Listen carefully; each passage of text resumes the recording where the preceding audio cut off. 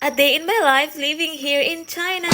So ayun mga bakla, no, tulog pa talaga ang Disney Princess Bayot na pero hindi ko nakamalayan na umalis na pala aking Bonavels. Ako iniwan niya na, huy, nagtrabaho lang siya dahil. So dahil tayo bumangon na para tayo makalanghap ng fresh air, no, dapat buksan din natin ang window dahil no, para tayo makalanghap ng vitamin C coming from the sun to the ultraviolet. Unsa ba? Overheat kay sa Viber ito nga magluya-luya dahil tapos diretso na po sa mini kitchen para manghilam usay nung para fresh ang atake sa bay karon dahil. Never mahagardos. Unsa ba?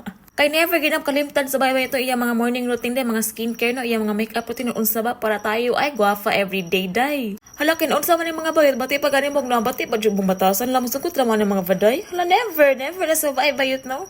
At grabe naman talaga ang puyat na babae ito no, so never ganyan makalimtan ang concealer dahil tapos gamitin sa taning gihatag sa kong sister-in-law nga Fanny Elves nga foundation dahil nga grabe ka puti. Na para bang kukunin tayo sa langit, ay ala hindi. Baton tuloy mga bakla dahil gagawa niya na paraan ng babaeng ito dahil siya makeup artist, ay ala a filler. Para mabawas-bawasan ng kaputi ba ito, butangan nato blush on tapos mag-contour tas tong face ba ito para mauliit ang ating pagmumukha nga grabe ka dako. O diba, grabe square ang face sa babaeng ito. Dahil tapos akong mag-ayos, ayan ganda-ganda mo na ang babae ito na mag-aura-aura mo na siya dahil no, habang may time siya dahil. At ayan tapos ang kartihan no, sumibog tayo dito sa pagkakape ba ito no, kaya never gina makalimtan sa bahay din no, kaya para bang wala siyang energy pag hindi nakakape. Ay hala, grabe.